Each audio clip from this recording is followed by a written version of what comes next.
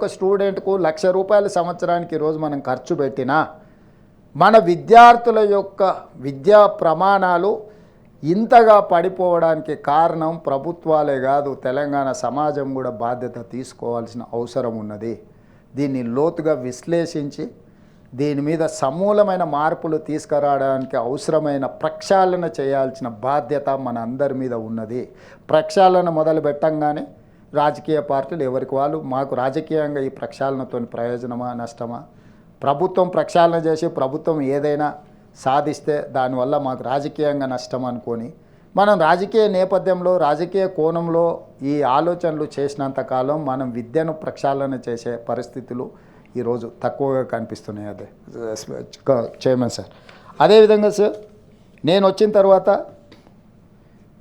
Skill ప్రతి సంవత్సరం కారణం ఏదైనా ఉండొచ్చు, ఇంజనీరింగ్ గ్రాడ్యుయేట్స్ ఆల్మోస్ట్ 1,10,000 మంది, 1,09,000, 1,10,000 మంది ప్రతి సంవత్సరం ఇంజనీరింగ్ గ్రాడ్యుయేట్స్ బయటకు వస్తున్నారు. ఆ ఇంజనీరింగ్ గ్రాడ్యుయేట్స్ తల్లిదండ్రులు తమరు కానీ ఇక్కడ సభలో ఉండే చాలామంది సభ్యులు కానీ ఇంతకుముందు మిత్రుడు భానుప్రకాష్ రావు గారు చెప్పారు, మా దగ్గరకు వచ్చిన వాళ్ళని ఇంటర్వ్యూలు చేస్తే పరిస్థితి ఎట్లుంది అనే దాంట్లో నేను కూడా నా దగ్గరికి వాళ్ళ తల్లిదండ్రులు వచ్చాయా మా పిల్లగాడు ఇంజనీరింగ్ చదువుకున్నాడు ఉద్యోగం ఇప్పించు అని.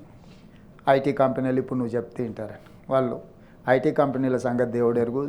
సివిల్ ఇంజనీరింగ్ ఇతరు చేసిన వాళ్ళని చూస్తే 15,000 ఇచ్చినా పని చేస్తామంటారు. అరే ఇంజనీరింగ్ గ్రాడ్యుయేట్ 10,000-15,000 ఎట్లా పని చేస్తాడని మేస్త్రిని పిలిచి నేను ఇల్లు కట్టుకునేటప్పుడు సూపర్వైజ్ చేయడానికి అడిగితే 60,000 అడిగాడు. మేస్త్రి 60,000 దొరకడం లేదు, ఇంజనీరింగ్ గ్రాడ్యుయేట్ మాత్రం 15,000 దొరుకుతున్నాయి అధ్యక్ష. వీటన్నిటిని కూడా నేను పరిగణలోకి తీసుకున్న తర్వాత డిమాండ్ అండ్ సప్లైలో దెర్ ఇస్ అన్ గ్యాప్. ఈ గ్యాప్ ఏంది అని విశ్లేషిస్తే స్కిల్ గ్యాప్, బేసిక్ స్కిల్ లేకపోవడం, స్కిల్ అప్గ్రేడేషన్ లేకపోవడం, డిమాండ్ సప్లైలో చాలా వ్యత్యాసం ఉండడం. విద్యార్థులు ఉన్నారు కానీ అవసరమైన మేరకు ఆ ఇన్స్టిట్యూషన్స్లో వాళ్ళు మాకు ఎవరు దొరకడం లేదని వాళ్ళు చెప్తా ఉన్నారు అధ్యక్ష.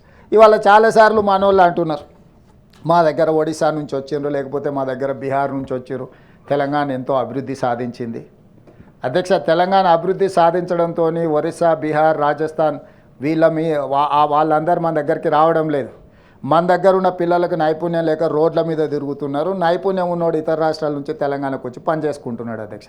దీనికి తెలంగాణ సాధించిన అభివృద్ధి కాదు అధ్యక్ష. ఐఎమ్ సారీ టు సే మనం నిర్లక్ష్యం వహించడం వల్ల మన పిల్లలకు నేర్పించాల్సిన సాంకేతిక నైపుణ్యాన్ని నేర్పించకపోవడం వల్ల ఈరోజు సమాజం అవసరాలకు తగ్గట్టుగా మన విద్యార్థులు అప్గ్రేడ్ చేసుకోకపోవడం వల్ల ఈరోజు మనమేం నిరుద్యోగులుగా మనమున్నాము. ఇతర రాష్ట్రాల నుంచి మన దగ్గరకు వచ్చి దీనికి సింపుల్ ఉదాహరణ అధ్యక్ష, అమెరికాలో అన్నిట్లలో సిలికాన్ వ్యాలీ నుంచి అన్ని దగ్గరలో మనమే ఉన్నామంట. అమెరికాలో పాపులేషన్ లేక కాదు అధ్యక్ష, అమెరికాలో 35 కోట్ల పైన జనాభా ఉన్నారు. అమెరికన్స్ చదువుకోవాల్సిన చదువు సరిగ్గా చదువుకోకపోవడం వల్ల మన దగ్గర చదువుకున్న వాళ్ళు అమెరికాకి వెళ్ళి వివిధ సంస్థలకు సీఈఓలు అవుతున్నారు. సో అట్లనే తెలంగాణ సమాజంలో ఉన్న వాళ్ళు నేర్చుకోవాల్సిన సాంకేతిక నైపుణ్యం నేర్చుకోకపోవడం వల్ల, సారించాల్సిన దృష్టి సారించకపోవడం వల్ల ఈరోజు క్రమంగా మనం అవకాశాలను కోల్పోయి ఇతర రాష్ట్రాల నుంచి మన అవకాశాలను అందిపుచ్చుకునే పరిస్థితి ఈరోజు తెలంగాణ రాష్ట్రంలో ఉత్పన్నమైంది. దీన్ని సీరియస్ కన్సర్న్ కింద మనం చూడాల్సిన అవసరం ఉంది. అంటే ఇది వస్తున్న ఒక సీరియస్ చేంజ్. ఈ సీరియస్ చేంజ్ అనేది ఎక్కడికి దారితీస్తుందో నాకు తెలియడం లేదు. ఇది అలార్మింగ్ స్టేజ్ అదే స్పీకర్ సార్. సో ఈరోజు మనము ఏ రకంగా అయినా దీన్ని ఏదో రకంగా దారిలో పెట్టుకోవాల్సిన బాధ్యత మన అందరి మీద ఉన్నది. అందుకే ఈరోజు యంగ్ ఇండియా స్కిల్స్ యూనివర్సిటీని తెలంగాణ రాష్ట్రంలో ఈ upgradation of skills, introduction of skills వీటన్నిటిని చేయడం కోసమే ఎనీ ప్రభుత్వం యూనివర్సిటీ కింద మనం తీసుకుంటే మన దగ్గర ఆల్రెడీ ఇంతకుముందే మంత్రివర్యులు దామోదర రాజనరసింహ గారు చెప్పారు 12 యూనివర్సిటీలు ఉన్నాయి. ఉస్మానియా, కాకతీయ, ఒకప్పుడు పివి నరసింహారావు, జయపాల్ రెడ్డి గారు, గద్దర్ లాంటి వాళ్ళను, లేకపోతే కూర రాజన్న లాంటి వాళ్ళను అందించిన సామాజిక చైతన్యం కలిగిన వాళ్ళను, లేకపోతే సైంటిస్టులను, ఇంజనీర్లను, దేశానికే ఒక గొప్ప పేరు తెచ్చిన 100 సంవత్సరాల చరిత్ర కలిగిన ఉస్మానియా యూనివర్సిటీలు, విప్లవ పోరాటాలకు వేదికైన కాకతీయ యూనివర్సిటీలు ఎంతోమందిని మేధావులను అందించినాయి అధ్యక్ష మన దగ్గర. Okay doctor. సో ఇట్లా చాలామందిని మన యూనివర్సిటీలు చాలామందిని దేశానికి అందించినాయి. కానీ ఈరోజు ఆ యూనివర్సిటీల యొక్క పరిస్థితులు ఆ యూనివర్సిటీల నుంచి వస్తున్న విద్యార్థులు అక్కడి పరిస్థితులు అన్నీ కూడా ఎట్లున్నాయో నాకంటే మీకు ఎక్కువ తెలుసు స్పీకర్స్. అందుకే ఈరోజు గవర్నమెంట్లో ఇంకొక స్కిల్స్ యూనివర్సిటీని మొదలుపెట్టినా 12 బదులు 13 అయితే నెంబర్ పెరుగుతుంది తప్ప దాంట్లో నాణ్యత మీద నమ్మకం లేకపోవడం వల్ల ఆ young India skills university, young India ఎందుకు పెట్టినామంటే 1921 to 1931 యంగ్ ఇండియా అని ఒక పత్రికను మహాత్మా గాంధీ గారు నడిపించి స్వతంత్ర ఉద్యమాన్ని ఆ పత్రిక ద్వారా ప్రచారంలోకి తీసుకొచ్చారు. యంగ్ ఇండియా అనేది మహాత్మా గాంధీ గారి యొక్క ఒక క్రియేషన్. ఆ మహాత్మా గాంధీ గారిని స్ఫూర్తిగా తీసుకొని ఈరోజు తెలంగాణలో విద్యా ప్రమాణాలను పెంచడానికి, సాంకేతిక నైపుణ్యాన్ని అందించడానికి ప్రారంభించిన స్కిల్స్ యూనివర్సిటీకి యంగ్ ఇండియా స్కిల్స్ యూనివర్సిటీ అని పెట్టుకున్నాం చైర్మన్ సార్. దానికి Mahindra and Mahindra group of companies chairperson Anand మహేంద్రాని మనం యూనివర్సిటీకి మనం చైర్పర్సన్గా పెట్టుకున్నాం. బోర్డ్ ఆఫ్ డైరెక్టర్స్ కూడా ఎమినెంట్ పర్సనాలిటీస్, ఈ దేశంలోనే వ్యాపారంలో అన్ని రకాలుగా రాణించిన వాళ్ళని, రెడీ ల్యాబ్స్ కావచ్చు, అపోలో కావచ్చు, ఇట్లాంటి పెద్ద పెద్ద కంపెనీలు. దేవయ్య గారు అని యుఎస్లో మన వరంగల్ వాసి, ఒక దళిత సామాజిక వర్గం నుంచి అమెరికాకి వెళ్ళి అమెరికాలోనే వేల కోట్ల రూపాయలు, వాళ్ళ పిల్లలు అయితే ఇంకా అన్లిమిటెడ్, అంటే బిలియనియర్స్. అంటే యూఎస్లో కొద్దిమంది ఇన్సూరెన్స్ కంపెనీలు, ఇతర డాక్టర్స్ కమ్యూనిటీ నుంచి తీసుకుంటే they are billionaires, the build empire in US. అట్లాంటి అతను కూడా ఈ బోర్డులో మనం తీసుకొచ్చి మన వరంగల్ వాసిని కూడా ఒక దళిత సామాజిక వర్గం నుంచి చైతన్యం ఉండి సోషల్ కన్సర్న్ ఉన్న అతను కూడా బోర్డ్ ఆఫ్ డైరెక్టర్స్ కింద వీళ్ళందరినీ తీసుకొచ్చి దాంట్లో సిలబస్ నుంచి, కరికులం నుంచి మొదలు పెడితే మొత్తం ఈ కార్పొరేట్ కంపెనీసే అక్కడ మొత్తం డిసైడ్ చేసేటట్టుగా, వాళ్ళే ట్రైనింగ్ ఇచ్చి వాళ్ళే అబ్జర్వ్ చేసుకునేటట్టుగా అక్కడ ఏ సాంకేతిక నైపుణ్యాన్ని నేర్పించాలనో certificate course, diploma course, degree course, ఇంతవరకు స్కిల్స్ యూనివర్సిటీ స్కిల్స్ దీంట్లలో డిప్లొమా సర్టిఫికేట్లే ఇచ్చేది. డిప్లొమా సర్టిఫికేట్ ఇస్తే ఫర్దర్గా వాళ్ళు పీజీలు చదువుకునేటప్పుడు ప్రాబ్లం అయింది కాబట్టి చాలామంది అందులో చేరేవాళ్ళు కాదు. ఇతర దేశాలకు వెళ్ళాలనుకుంటే గ్రాడ్యుయేట్ అయిన వాళ్ళని పీజీల కోసం మాత్రమే ఇతర దేశాలకు F1 వీసాలు వస్తాయి. కాబట్టి అక్కడ డిగ్రీ సర్టిఫికేట్ కూడా ఇచ్చే విధంగా యూనివర్సిటీని ఒక దేశంలోనే ఒక బెస్ట్ మోడల్ కింద మనం యంగ్ ఇండియా స్కిల్స్ యూనివర్సిటీని మనం ప్రారంభించుకొని దాని చైర్పర్సన్గా ఆనంద్ మహేంద్ర అని పెట్టుకున్నాం. మహేంద్ర అండ్ మహేంద్ర కంపెనీస్ మీకు తెలుసు చైర్మన్ సార్. వాళ్ళ మహేంద్ర యూనివర్సిటీ కూడా మీకు ఇక్కడ తెలుసు ఎంత సక్సెస్ స్టోరీ ఉన్నదో మహేంద్ర యూనివర్సిటీ. సో ఆ యూనివర్సిటీని పెట్టడం ద్వారా, ప్రారంభించడం ద్వారా తెలంగాణలో ఈ మొత్తం ఫిలాసఫీనే రీడూ చేసినాం చైర్మన్ సార్. సో మనం అందులో కార్పస్ ఫండ్ ఒక 600 crores క్రియేట్ చేసి ఒక 60 acres ఫ్యూచర్ సిటీలో ల్యాండ్ అలాట్మెంట్ చేయడమే కాకుండా ఒక 300 crores ఆ క్యాంపస్ కన్స్ట్రక్ట్ చేసి వాళ్ళకు ఒక 600 crores కార్పస్ ఫండ్ క్రియేట్ చేసి వాళ్ళ బ్యాంక్లో పెడితే వాళ్ళు ప్రతిసారి నిర్వహణ కోసం ప్రభుత్వం దగ్గరకు వచ్చి నిధుల కోసం, ఇప్పుడు చిన్న రబ్బర్ పెన్సిల్ కొనుక్కోవాలన్నా యూనివర్సిటీ గ్రాంట్స్, యూజీసీ గ్రాంట్స్ రాకపోవడం, స్టేట్ గవర్నమెంట్ బడ్జెట్ ఇవ్వకపోవడం వల్ల ఈ సంవత్సరం పెన్ను పేపర్ కొనాలంటే 3 సంవత్సరాల తర్వాత శాంక్షన్ ఇస్తున్నాం చైర్మన్ సార్. ఇట్లాంటి పరిస్థితుల నుంచి ఓవర్కమ్ కావడానికి వాళ్ళకు ఒక 600 కోట్ల రూపాయలు మనం కార్పస్ ఫండ్ క్రియేట్ చేసి ఇవ్వాలనుకున్నాం. ఆ నేపథ్యంలో భాగంగా మనం అదానీ నుంచి ఒక 100 కోట్ల కార్పస్ ఫండ్కు తీసుకుంటే రాజకీయపరమైన ఆరోపణలు మనం బయట చేసుకోవాల్సింది తీసుకెళ్ళి దానికి అతికించడంతో ఈరోజు ఆ 100 కోట్ల రూపాయలు వాపసు ఇచ్చినాం అధ్యక్ష. ఎవరికి నష్టం జరిగింది అధ్యక్ష?